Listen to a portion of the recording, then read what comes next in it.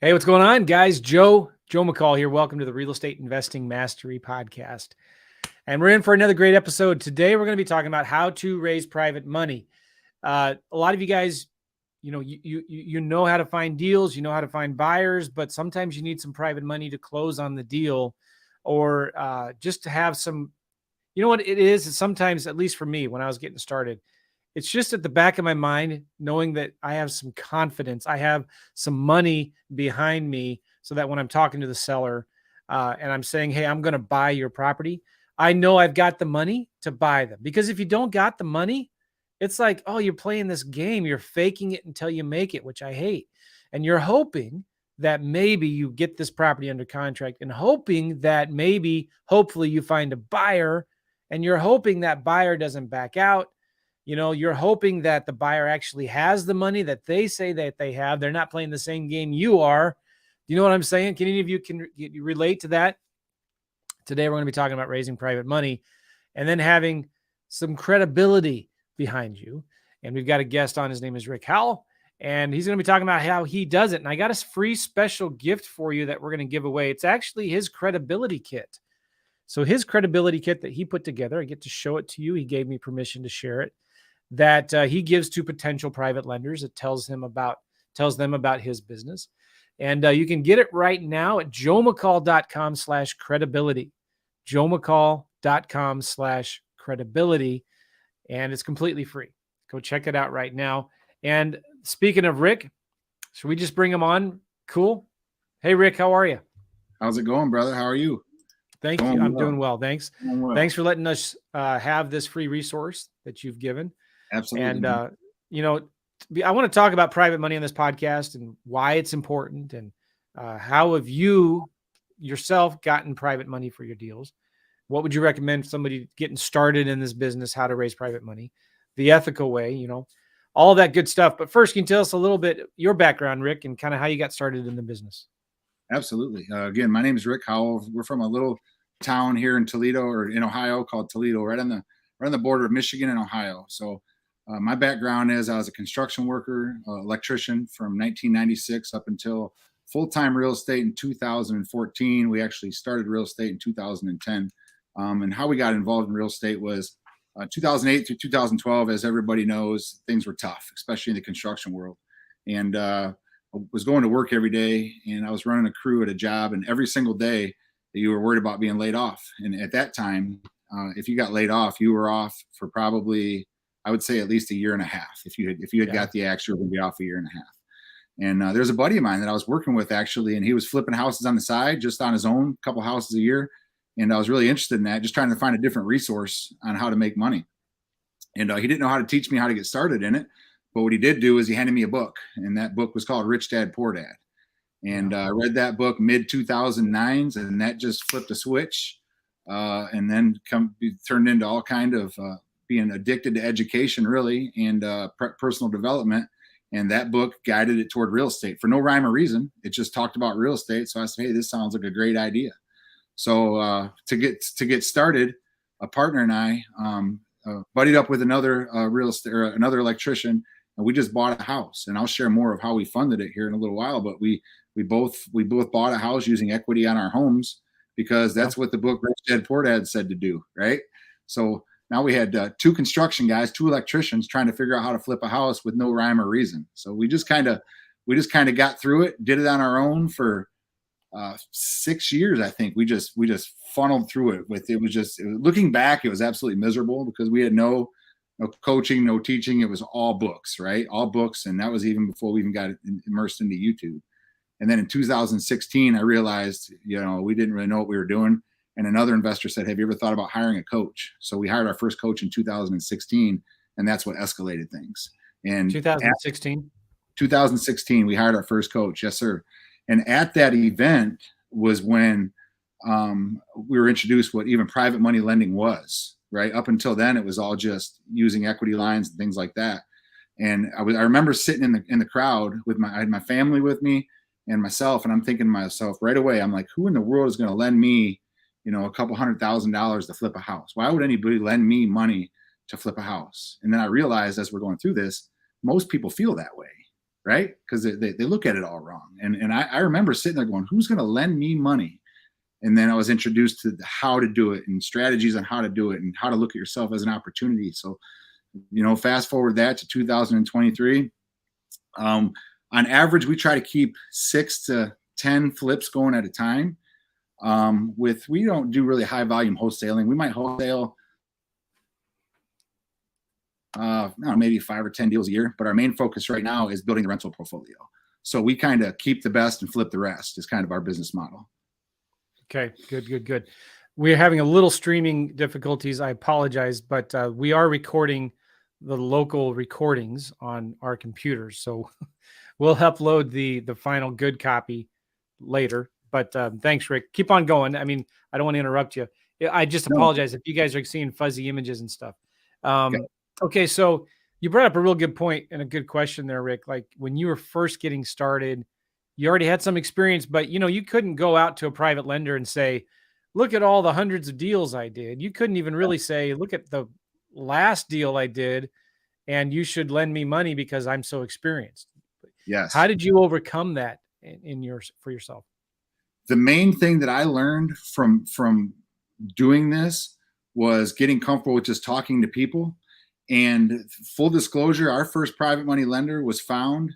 I was literally telling my sister at a job one time that I had read this book about private money lending, and we were going to find a way to borrow money from people and pay them back at 8 to 12% return on their money to flip houses.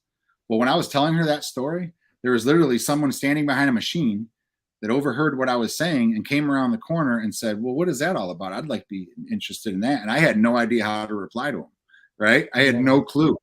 But what that taught me was, just like their mentors tell and all the coaches say, is talk to everybody and let them know what you're doing, right? And even if you don't know how to answer the questions, know where to get the answers. So that little incident right there taught me was, let everybody know what you're doing for starters, right? Let people know what you're doing. And then as that evolved, the thing that I learned was we got to get out of our own heads and not think of us as borrowing money, right? Especially nowadays. This is the best time on the planet to find private money lending because things that are going on in the world and the stock and all that kind of stuff. So when people can invest with you and you're an opportunity for them to make 8 to 12, whatever your interest rate decides to be, it's going to be better than what's going on in the normal traditional stock market today, right? So when you look at yourself as an opportunity to benefit someone else financially, the game changes because now you're no longer looking to borrow money from people. You're looking to offer somebody an opportunity. Yeah. I love it too, because people are lending, especially when you're just getting started though. If you have a good deal, they're lending you money based on the deal more than your experience. Is that right? Is that what you found? That's 100% correct. And the mindset of them is if something does go sideways, now they have this property that they have at 50% of value or whatever the number happens to be. So there's a hard asset behind it, and it's not just a piece of paper or a number on a screen. That was the key. And plus knowing how to relay to people what the opportunity is. See, that's why I'm excited to share this tool with everybody, because when you first get started, you're excited. You read the books. You just came home from the event. You just got off the phone call with your coach and you're just throwing up on people, right? You're just blah, blah, blah, blah, blah, blah. We're going to make millions of dollars and you're going to make X amount of percent on your money. Well, that kind of turns people off. But what I've learned is if you can simply share a tool with them that does the legwork for you and then be there to answer questions for them, it changes everything because now you're letting the tool do the legwork for you. I love that. It reminds me of a friend of mine that does this a lot often. He's in Ohio and you might know him, John Heyer. Does that name ring a bell? No, that doesn't sound familiar. Okay. He does a lot of trailer and he's an attorney anyway. Okay. He was talking about one time that he used to do this a lot when he was trying to raise private money. He would go into the very wealthy areas of town to the local coffee shops, right? And he would do business from the coffee shop, right? And he would get on the phone. He would meet with clients. He'd make phone calls, talk about his deals, talk about his private lenders, talk about how much money his private lenders are making. And guess what? Every single time he would do that, somebody would walk past as they're leaving and drop off their business card at his table and say, "Hey, listen, call me if you got any extra space for me," or something like that. Yeah. So it's called the flap your lips method. That's how I like to call it. Yes. The flap your lips method. Just talk about what you're doing, right? Yes, absolutely. Let people know what you're doing, and you'd be surprised how, just like in our story, those are traipsing around in the mud building buildings for 20 years, but I was interested in something more. There's a lot of people that are interested in real estate, but they're not interested in flipping a house, right? There's a lot of people that are interested in making money through real estate, but they don't really know how to do it, right? They don't want to be a landlord, they don't want to be a realtor, but they want to make money through real estate. So when they can participate financially, it benefits them really with hands-off opportunity to make money. All right, so let's talk about, what do you use this private money for? Do they just write you a check for 100 grand and then you go buy a house, or how does that work? Yep. So nope. It's very fundamental, right? There's a system for everything. So physically, how it works is they have their money wired to the title company. We're always hands off. But before That's we very important. Yes. Why can't they just send you the money? Why do they have to send it to a title company? Because the number one priority is always protect the lender, right? Always protect your lender. And in order to do that, there's 3 documents that we use, and all of this is in the credibility packet that we're going to share too. One of them is a simple mortgage. So if you look at this, you look at the lender as if they're just the bank, right? So if I'm dealing or working with Joe McCall is no different. The process doesn't change any different than working with Bank of America. You still have the mortgage, you still have the promissory note, and you still have the lender named as the first insured on the property, meaning the lender's resources are protected before ours if something were to happen to the property. So that's the first thing, is protecting the lender. Secondly, to keep everything above board and not, totally, what's the word I'm looking for? Secure, the money never touches your hands. It gets wired from their bank, wherever they have their money at, their IRA, wherever it's at, straight to the title company. And then the title company disperses accordingly. So there's track record and insurances and all the stuff put in place by the title company itself. It's the title company's job to handle the money, not ours. Yeah, very good.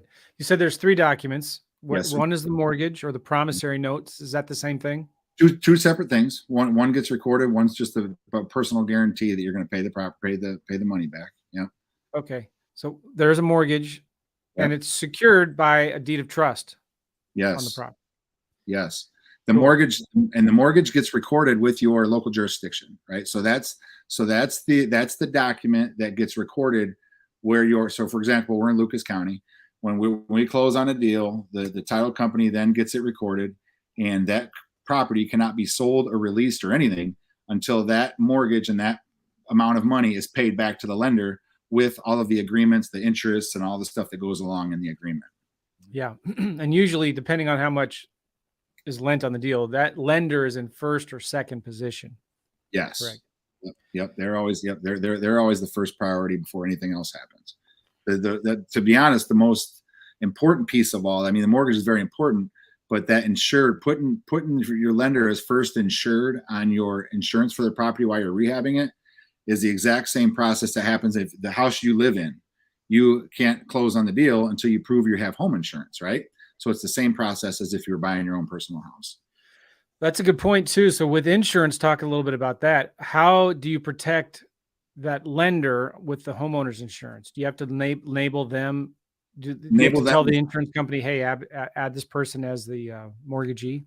The first insured. Yep, the first insured. So when you get your property insurance, I would say you're doing a flip or a rental, whatever it is, and you get your property insurance put on the property. Lender XYZ is first insured. So if the tornado comes through and wipes out the house and it's worth $200,000, but you owe $120 to the lender, well, then they get paid off before anything comes to you. Your lender is always taken care of first. Even when you close on the deal, on a flip or a refinance or whatever you're doing, the lender is always paid off. They get their money before you ever get cashed out. Okay, good. So give us an example of a typical deal that you would borrow money from a private investor on, and how did you use the money? Talk about the numbers on the deal and all of that.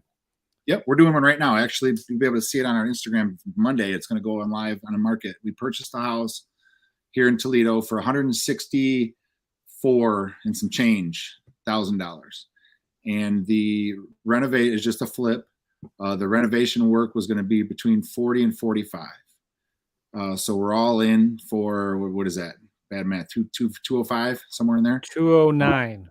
209. Okay, so we're all in 209. Now that's also going on the market next week at $289,000. Are you doing any work to it? Or Yes, sir. So it's a so full. you've already purchased it? We have already purchased it. Yeah, we purchased it about 6 weeks ago. We've already purchased it. The renovation's been done. The final inspections, the cleaning is actually happening right now as we speak, and it's going to go on next week. But the what we borrowed was we borrowed 100% of the purchase and 100% of the rehab at I believe we were at a 12% interest rate on that one. So they'll make 12% interest the whole time that we own it from the minute. What's that? No, I'm sorry. You're paying 12% interest. How long have you held the money? 6 weeks? This one, I think we've had this house now for 6 to 8 weeks. Yeah. Yep. 6 to 8 weeks we've had this one. And by the time it closes, it'll probably be a total of 12 to 13 if we get it offers fast like we're expecting. All right. So you're from buying the house to selling it about 3 or 4 months. Yep. Usually right now on average in this market, especially when the winter goes away, usually 4 months start to finish from the time we buy it to the time. What are you going to sell it for, do you think? I think we're going to put it on at 289. I would say we're probably going to get around 3 for it. All right. So let's say you sell it for 289. Yep. You are all in with buying it for 164, renovations at 45, and you have some other costs, I'm sure, a little bit in there, but you're all in for about 209. Yep. And let's say you sell it for 289. Yep. So your lender was protected at 72% loan to value. Yeah. Which is pretty good, right? Yes, 100%. Yeah, the lender's covered regardless, because we focus on buying at deep discounts, usually at least 40% below value, usually even more than that. This one was probably around 40-ish. But here the market's continuing to go up in those areas. So we're pretty comfortable with that. Even if it didn't go up, he was pretty secure on that number.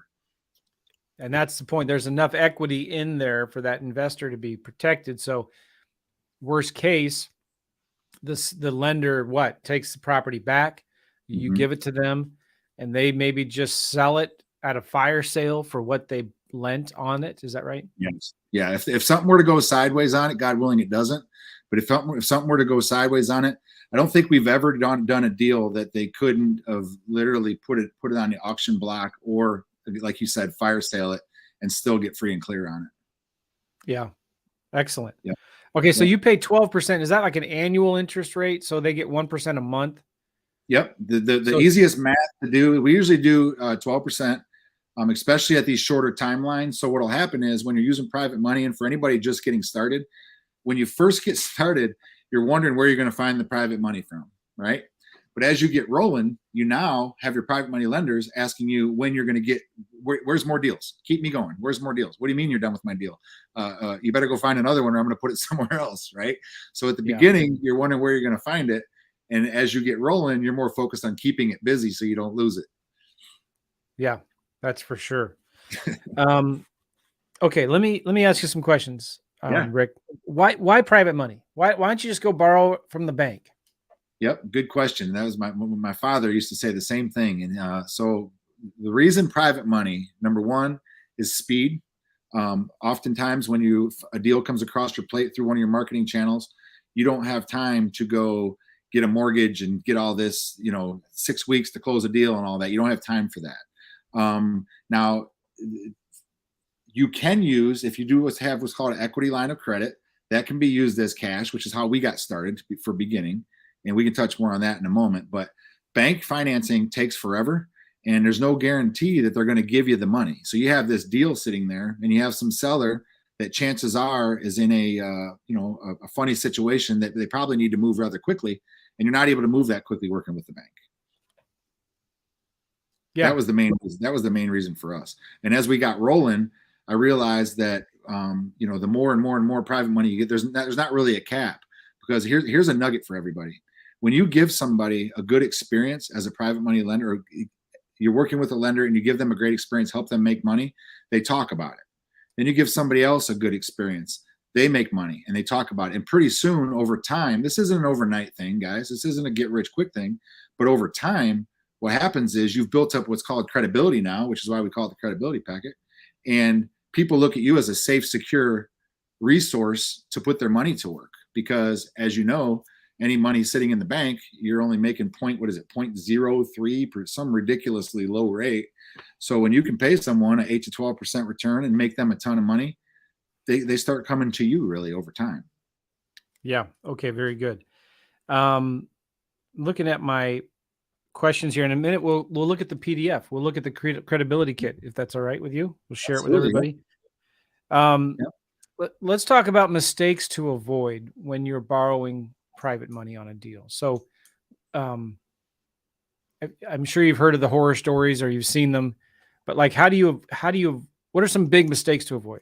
It's a simple question. Big mistakes. Would you like me to share a loss that we took? Sure. Okay. Here's one of the major mistakes. I've made many mistakes over the years, but this is the only one that I would love to share with everybody. Is number one, either don't do it at all or be very, very, very careful who you do deals with. If you're flipping houses with it, partnerships, anything like that, joint ventures, anything like that. A while back, about 3-4 years ago, I did a deal with someone in a totally different city in Indianapolis, and I'm in Ohio. I thought I had a great relationship with this individual. Totally my mistake. He didn't have the experience that we had. Make a long story short, I brought the lending. He brought the deal. We did a 3-way JV. And come to find out, from the very minute we closed on the deal, there was a step in our processes, which is the home inspection, that was skipped. That flip ended up turning into from a flip to a scrape and build, meaning we did the numbers as if it was a renovation, rehab the house. And what ended up being, when the city came out and found out that it was built on 2 foundations, total mistake because we skipped the home inspection, it ended up being knock the house down and build a new one. So we were underwater the day we closed on it, really, and ended up losing collectively about $275,000, all because, number one, it was my decision to jump at a shiny object. I jumped at bigger numbers. We jumped at the bigger number we were going to make in a different market than my own. We got in bed with someone that I didn't vet deep enough to make sure they had the experience that they had said they had. And I didn't have any hands on the deal. I just simply brought the money to it. Total mistake, totally avoidable, lesson learned. But that little incident right there. But I will tell you this. The one person that didn't lose a dime was the lender. That's important. And the other lesson learned is get a property inspection. Yes, right? Always on every single deal, no matter how bad the house is, inspect it, no matter what. All right. So what are some of the rules that you have for lending on a deal? Is there a certain minimum number of equity? What do you have there? No, we like to keep it 2 or less. As far as 2 people on a deal or less, in our market in Toledo, it's known as the 3rd most affordable city in the country. So the numbers aren't all that big. So we try to keep it 2 people or less on a deal, but if we can keep it to 1, we will. Our price points that we work in, we stay, especially now, we focus to really keep crushing it in the first-time home buyer price points. So we try to do everything $300,000 ARV and below is where we like to stay. The goal is to continue keeping the business moving, and with all the volatile stuff happening in the market right now, the market's still very good, but we're just noticing the higher price points are slowing down a little bit. The lower price points are still crushing it. Okay. Is there like a percent equity that you have to make sure that is in the deal? No. So we do our numbers based off the KPI of 30,000 profit, 30,000 or less at the end of the deal. So if we can profit 30,000 or more at the end of a deal. So when we run it through our deal analyzer, as long as we're netting more than $30,000, we'll do the deal. Excuse me, I got something in my throat. So then that also means that private investor is not going to be in the deal more than, well, I'm just looking here. Let's say it's a $300,000 deal and you want to make at least $30,000 net profit on the deal. Yep. So that private investor won't be, I guess the question is, what's the maximum loan to value that you borrow on a deal from a private investor? Maximum loan to value, I would say, to have it all in, if we did the simple Mayo formula, 70% minus repairs, I mean, probably 60, 70%. Okay. 70%. Good. We also we also use private money for our we build our rental portfolio with the Burr model. So on that one, the lender and repairs, the total number can't be any more than 75% of the after repair value, right? So explain what the Burr method is. Got it. So what we do is through our marketing strategies, we're always our main focus right now is to build the rental portfolio as big as possible, as fast as possible. So what we do is when we're marketing, if we can find a deal that will rent for more than the 1% rule, which is if the house is worth $100,000 ARV, it'll rent for $1,000 a month. Very simple math, right? And we can keep it and it matches that number, and we can be all in it.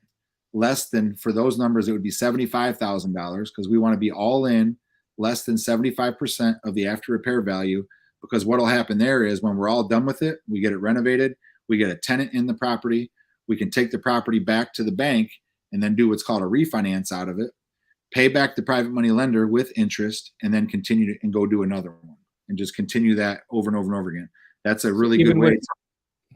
Even with rates going up to where they are now, you can still make that work. Yep. So what we're doing now is we're analyzing them at 6 3/4. And what we do is we get with our lender every month. And whenever we're writing offers for the rental side of things, we're always asking what should we be analyzing our deals at right now? And he'll tell us, like 2 months ago, we were analyzing them at 7.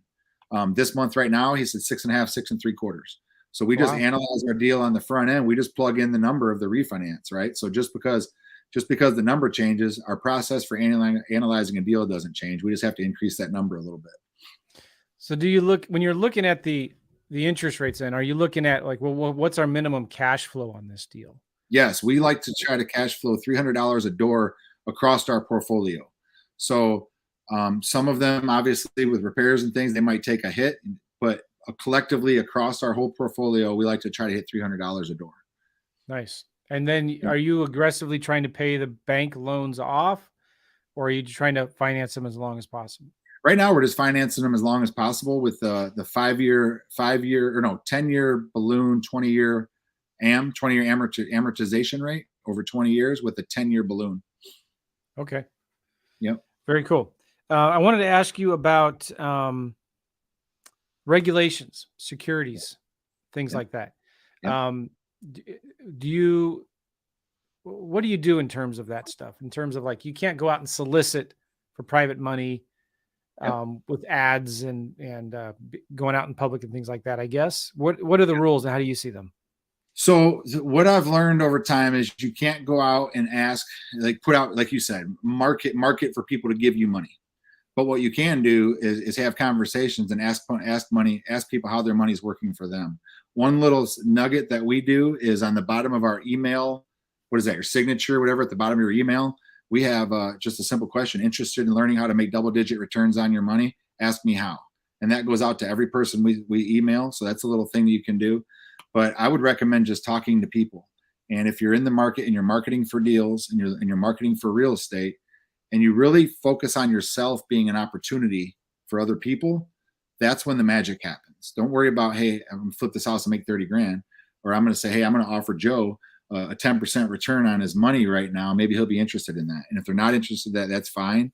But understand that at least when you drop the seed and put it out there of what you're doing, they're going to pay attention, because people aren't blind to what's going on in the world. People aren't blind to what they see on the news and social media and all that. When they find a resource where they can make double-digit returns on their money, and you give somebody a good couple of experiences, their chances are they're going to come back and ask you those questions in the future. So what we do is we don't really market. We stay in front of people. I'm still working hard at learning this whole social media marketing thing, of just putting out there what you're doing. Don't be afraid to say, hey, we just renovated this house and our lender was able to make double-digit returns on his money, blah, blah, blah. Just put it out there what you're doing and be comfortable doing that. Oh, I love that. Yeah. So then talk about one more time, and then we'll go to the PDF here. When you are talking to somebody about it at the grocery store, the coffee shop, at church or whatever, what is it that you say when someone says, hey, what do you do? If someone asks what I do, and I know that the point is that for the lending, I would just say we show people how to make double-digit returns on their money backed by real estate. And then the key is to shut up after you say that, right? be totally quiet and then let them ask you, well, how does that work? And when they ask you how that works, then you can share with them that you renovate homes and go into the key to all this is, we haven't got there yet, but the key to all this is at that point, it's a very short conversation, because I showed Joe how to make double-digit returns on his money backed by real estate. And then when they ask you, how does that work? And you say, well, you know what? I'm not really good at explaining these types of things. Can I just share some information with you? And it'll explain a lot better than what I can do, right? You share the PDF, you share the tool, and then the key is to follow up 2 days after you share the tool and answer any questions they may have. Yeah. I think another important part is like, don't be desperate, right? Yeah. Like if this is a program that's not for everybody. I got a lot of private lenders that are asking me to lend on the deals. And so we're looking, it's not for everybody. And so if you qualify, if this is a good fit for you, if you feel like, you know what I mean? It has to be a mutual thing. I always say this too, you have to dig your well before you're thirsty, right? Yes. Would you agree? Like if you need the money now for a deal, it might be too late. Yes. Yeah, that's a really good point, Joe. A lot of people ask, and we coach a few people on the side, and a lot of people ask, well, should I be looking for money or should I be looking for deals? Right? That's a very common question. And the answer is yes to both, right? Because when you're building relationships with private money lending, that's great and all, but when you have a deal to present a private money lender, it's an opportunity for them now. Without the deal, you're kind of just, talking about what ifs and what's going to happen in the future. But when I bring someone a deal that I own or have under contract for 50% of value, now it becomes real. Like they can really make X amount of dollars on the money that's sitting in the bank making zero, So it just kind of changes the game a little bit. All right, good. Let's share this PDF real quick. And guys, again, you can get this PDF at joemccall.com/credibility. joemccall.com/credibility. And I'm going to try to share my screen here. Maybe you can walk us through it. Yep. And, all right. Can you guys see it? I'm going to make my screen a little bigger. So there we go. And, so this is how many pages? 28 pages. Yeah. Yep. This is designed. It's a system designed. The first 5 pages are designed to be thrown in a PDF editor and make it yours. So the first page here will just describe who you are and your business, right? Your why you do what you do, and then introduce yourself. We don't spend a lot of time. Yep. Who we are, the story of you and your company, how you got started, just a very simple, short blurb. We don't spend a lot of time talking about ourselves here. It's just a simple introduction. Now here comes the credibility, right? So this is where people, when you get started, you might be licensed somewhere, you might not. Just the simple, people just want to know about you to begin with. One of the things I say to people too is like, if you don't have any good credentials or references, you really kind of actually maybe do. You can always put on here for referrals or credentials, realtors that you've worked with in the past, property managers that bankers that insurance, your insurance agent, anybody who is in business, maybe a coach or somebody who's already doing real estate. You can kind of put them in here and kind of lean on their larger experience. Does that make sense? Right. Yep. But I like the personal pictures, the fun, cool. Yeah. Business model. Okay. So once we get into this, here's where you point out your investment strategy. And when you're first getting started, a lot of people start off in the real estate world. They want to be wholesalers, and then they kind of graduate into the bigger numbers, the buy and holds and the flips.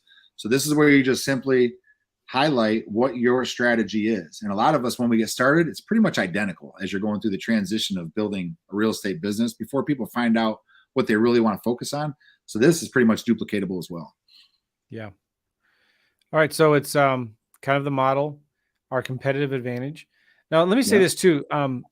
You guys can take this, don't copy it word for word, make it your own, make it unique. And, but whether you're doing houses or land, you can do a lot of real similar things for you and your business as well. Right. Yeah. Yeah. Private money can be used for anything, really. I mean, so you're BBB accredited. I don't like the BBB. I am accredited as well. I send them my $400 to $500 a year. I think it's a racket, but it helps. It's a good thing to get, right? Yeah. Yeah. one of the things when I used to raise a lot of private money with this strategy, I also had the Chamber of Commerce logo on this as well. It's a And good idea. Chamber of Commerce is easy to get. Anybody can get that, but it Right. just kind of does build some credibility there. It's a good idea. Company business model. So you talk about how you do deals versus the normal traditional buyer. Yep. This really separates the regular retail person coming through, and it shows the benefits of working with someone that can buy cash. Yeah. So this is why you need private lenders, so you can have fast cash and you can close on these deals quickly. Yep. And sell them quickly. Cool. Your buying criteria. This is really good. Just kind of how you look for deals. Yep. How do we buy homes so far? This is a really good common question. Like, how do you actually find these deals? And it's good to tell them how you do it. Different marketing. This just breaks everything down. Yep. Breaks everything down on how we find them. Just how you sell them, who you sell them to, right? Yep. Yep. And these images, you just find them on Google? Yeah, some of these are on Google. A lot of them are us. Okay. On the front end, we just took our team and took some things that we were out doing, and you'll see some before and afters at the end. Yeah. Through private lending, you have the opportunity to become the bank. I love that phrase. You can become the bank. It's how the process works. Yep. Typical hold time rehab is 3 to 6 months. Wholesale flip, a couple weeks. Mm-hmm. Good diagram here. So walk through this diagram. Yep. So this is the lifeline of a deal. So at the very beginning, we get an accepted offer. The private money lender funds the deal. Then they're going to get from the title company. They're going to receive all their documents after everything is signed and the home is purchased. That all happens together. And then we renovate the home. We sell the home, or if that could be plugged into, if you're doing the BRRRR model, it could be refinanced out. Then the lender receives their money back with interest. And then you just go repeat the process over and over and over again. The goal is with the private money lending is so they can get the full 12% throughout the year to keep it busy throughout the entire year. That's always the goal. Good. And are you a graphic design artist? How did you do this little image here? Absolutely not. This is all stuff that we just found off the internet. Yeah. That's cool. And if you were doing something like this for vacant land, for example, by the way, if you're a simple land flip student, I have a one-page, I forget what I called it, First Private Investors. It just kind of explains what it is that you do, a business model on one page. But if you wanted to do an image like this, you could easily just find somebody on Fiverr to do it for you, right? So here's the investment deal scenario: purchase price, repair costs. So it's good to show an example deal of how it works. Yes. Cool. How are you different? Win-win. Why is this safe? What's in it for you? It's a safe investment secured by real estate, high returns on your money, very predictable income stream because rates fluctuate very little, no management costs, no daily headaches. Cool. Why is private lending so compelling? I love this. It's just benefit. What's in it for them, right? Yep. Risks versus rewards. Bam. This is awesome. Really cool. Good stuff here. How private money helps our company. Okay, this gets into like, why do you even need private money? Why don't you just go to the bank and get it? Yep. Being able to offer a fast closing with private funds motivates sellers to take our offer over the competition. So basically, if we have the money, we can close faster. And then how do we protect the lenders? I like this. Promissory note, deed of trust, and hazard insurance policy. That's it. Yep. Another diagram. That's funny. Just find them on Google. Common ways private lenders fund deals. This is good. Sometimes they don't know, right? Yep. That they can actually use a retirement account. Yep. Or a home equity line of credit or self-directed IRAs. Can I share something right there, Joe? Yeah. So a lot of times people didn't understand, and I know it's changing with the interest rates now, but a lot of people didn't understand that most people don't understand that they have cash just sitting there in the equity of their house. Well, when rates are at 5%, and you can borrow an equity line at 5 to 6%, and equity and loan that out as private money lending at 12%. They can double their money on the equity that they have sitting in their house that's not being used for anything. So when you're able to educate someone on that, it's kind of a big deal, because depending on what numbers you are, 6%, on cash that's sitting there doing nothing could be a lot of money to somebody. So understanding what home equity line of credit is could be really beneficial to you. Okay. Yeah. Interesting. Self-directed IRAs. Do you have a self-directed IRA company you connect them with? Yeah, we use Equity Trust here in Ohio. There's a ton of them out there. I was recommended by another gentleman here that does a ton of business to Equity Trust. And that's who we've used. Okay.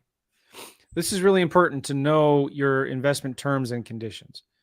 What's the minimum? Because you can't just tell the private investor, whatever, they want to know what's the program. Right. And so you say, this is really good. Minimum 50 grand, 10% on average, payment schedule. You pay them on the first of the month. Mortgage terms, 12 months typically.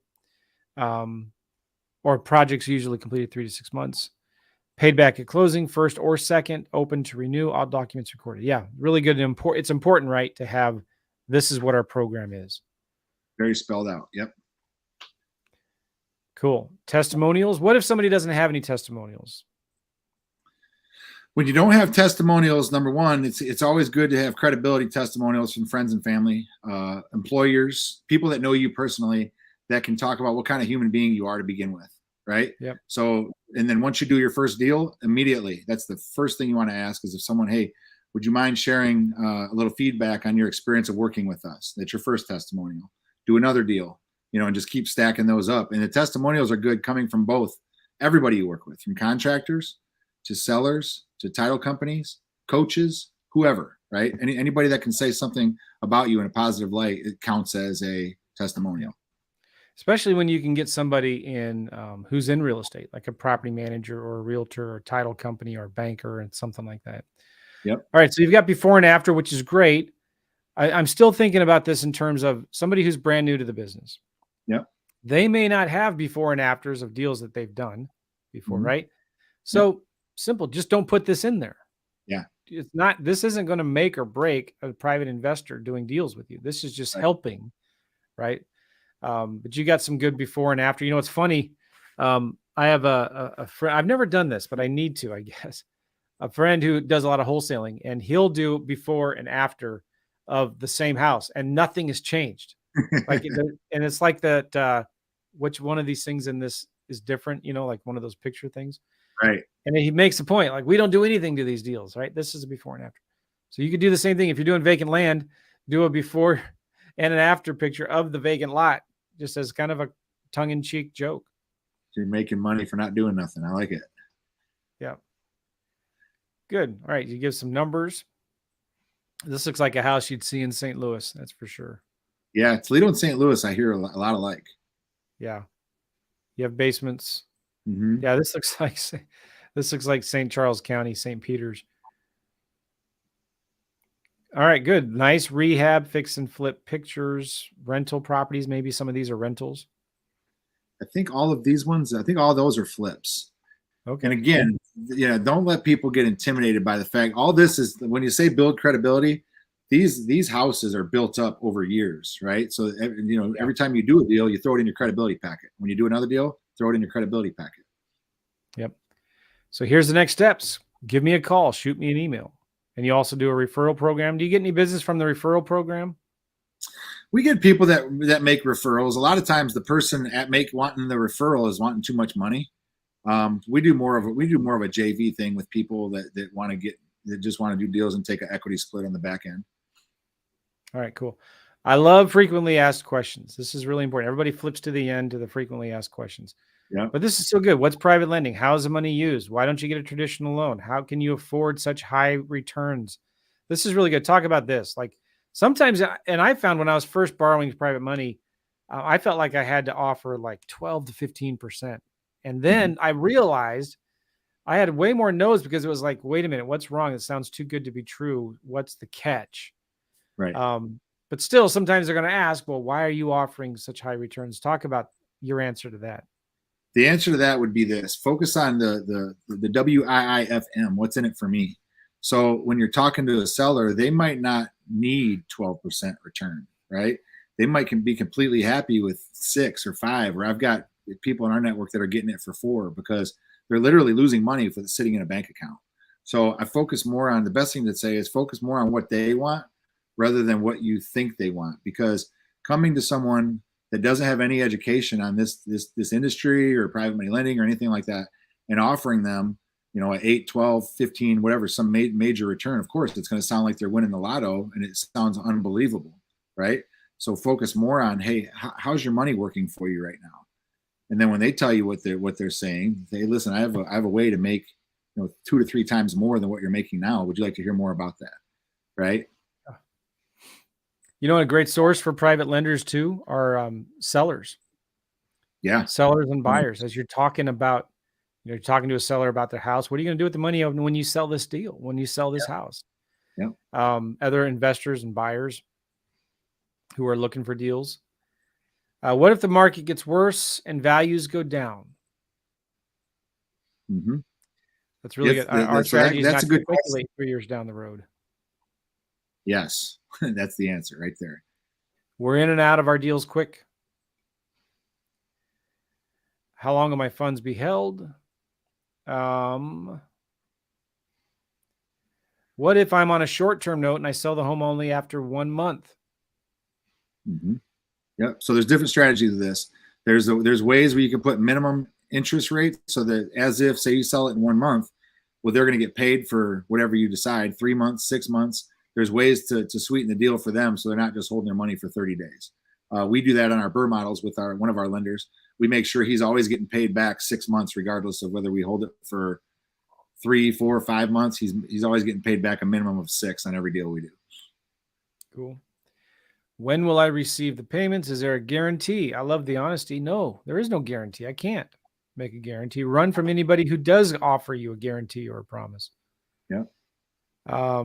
Who buys the insurance? What kind of insurance? How much is it going to cost me?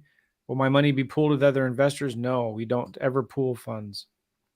Great question. And you know, you're not hiding from the truth here, right? You're right up front with them. What if you default on the loan? How do you acquire the property? So then explain this, Rick. So if we default on a loan, we are liable and responsible for the deal no matter what. If something was a default, and knock on wood, this has never happened. Say something happens where you do your numbers wrong, or you run into the rehab costs are higher, whatever the case may be. Ultimately, you're responsible for to pay back the lender and do what's right. If you have to work something out to where you got to get money from other resources, it's got to happen. The number one rule in real estate investing, in my opinion, is operate with the highest integrity and make sure you protect your lenders at all costs. The quickest way you can bury your business is by give a lender or give somebody in your network a bad bad experience and then not make it right. Yeah. Right. That's the key, is just make it right. Things happen. Things go sideways. It's going to happen with us. It's going to happen with contractors. It's going to happen with deals periodically. Just make sure you make it right. That's the bottom line. When the market crashed in 08 and 09, I had about 10 or 12 properties and lost a lot of money. Foreclosures, short sales, almost went into bankruptcy. But I paid every single one of my private investors back. Took me quite a few years, but I paid every single one of them back. And that's something I'm really proud of. You've got to have that mentality that your private investors get paid first. They get any money out of that deal before you do. And if you lose money, you should lose money before your private investor does. And your private investor should never lose money, but you get what I'm saying. Right. Cool. So that credibility kit again, thank you, Rick, is giving it to us for free at joemccall.com/credibility, joemccall.com/credibility. Go check that out. All right. Rick, so I got a couple questions, like how can people get a hold of you and reach out to you, but also any final tips and advice to students who are trying to, wanting to raise money for vacant land or houses? Yeah. Regardless of what you're trying to raise money for, the key is talk to people, let them with confidence too. Never, Joe made a really good point here a little while ago. Never feel desperate. Never act desperate for a deal. When you act desperate for a deal, they can sense that and it just doesn't come off right. When you act confident in offering them an opportunity, but understanding, hey, if you're not interested in this opportunity, somebody else will be, that will gives you a lot better posture, number one. And number two, you get a lot more deals, because when you're desperate, it just doesn't go all that well. Yeah. And another thing is focus on, like I said before, what's in it for them. Take yourself and your profit. We all want the profit. Let's call it what it is. We all want to make money. We all want to do deals. We all want to make money, of course. But when you focus on helping somebody else make money first, your money will come back exponentially by doing that. And get out there and do the work and understand this isn't a get rich quick thing. It's a consistent thing, but done repeatedly over time and having conversations daily with people. You really don't have any limits. I've got students of ours that are in the construction world, and I have one gentleman that generated off this tool alone from the third week of January when I gave it to him till now, he's generated almost $500,000 by learning how to quit talking so much, selling himself, and offering the opportunity to other electricians in the field that are coming close to retirement. They've got 40 years worth of retirement build up, and he's generating money left and right by letting this tool right here do the work for him. Yeah. It is called the flap your lips method. Sorry, Rick, I was going to say, it is called the flap your lips method, but also there's a point where you need to stop talking, right? And never chase a private investor. You make them come to you. Yes. Sometimes it's hard to do that, but you've got to be disciplined and you got to learn how to do that and have that confidence and that positioning. And I'm telling you guys, listen, this is really important to understand too. And Rick, just tell me if you think this is true. If you get a good deal, the money will be there. The money is not hard to find if you have a good deal. 100%. Would you agree with that? Absolutely. Yeah. Don't get caught in that. But that's the biggest, if I had to say of anything when we got started and now, the biggest question that's ever asked is, do I search for the deal? Do I start marketing or do I look for private money lender first? Right.